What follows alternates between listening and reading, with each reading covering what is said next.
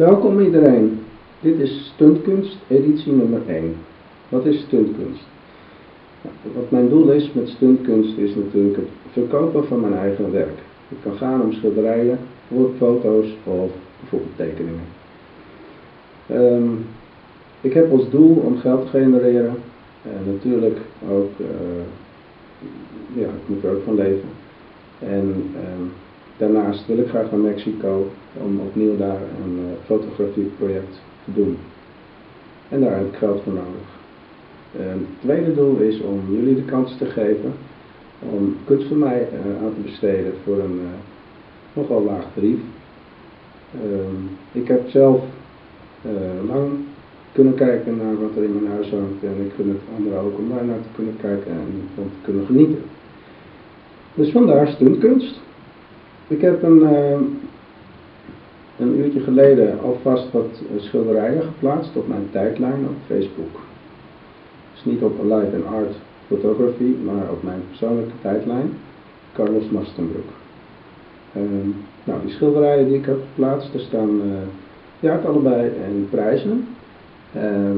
De eerste die reageert met een persoonlijk bericht, wie het eerst komt, wie het eerst maalt, die is de eigenaar. Tenminste, als er... Nou, ik heb de schilderijen hier achter me staan. Ik heb schilderij nummer 1, 2004-2005, zo'n tijdje terug. Alle doeken die ik laat zien, die zijn acryl op doek. En het formaat van dit doek is 1 bij 1.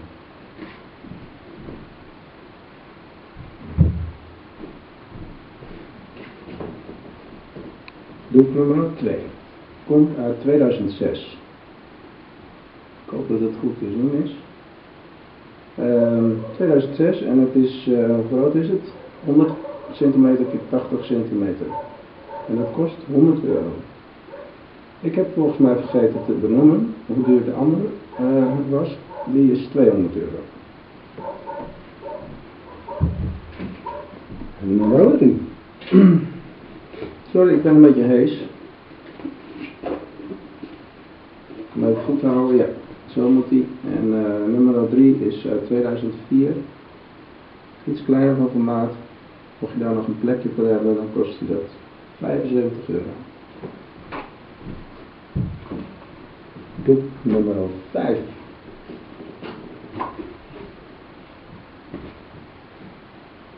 Uit 2006.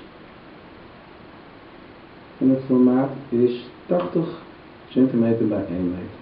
En hij kost 100 euro. Ten slotte komen we bij een werk die iets later is gemaakt door mij. Namelijk in 2010. En dat is voor sommigen misschien al wel een bekend beeld. Ik heb het in 2011 aangeboden voor de kunstverloting. En hij is ook gewonnen.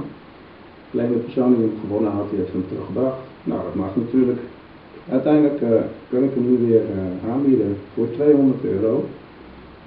Zoals gezegd uit 2010. Totaal andere stijl, andere Carlos.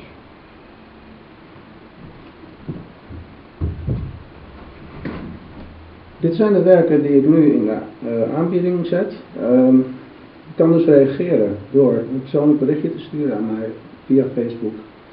En zoals gezegd, de eerste die komt en zegt dat hij hem wil hebben, die is de eigenaar. Ik hoop jullie reacties tegemoet te zien. En tot ziens dan maar. Doei!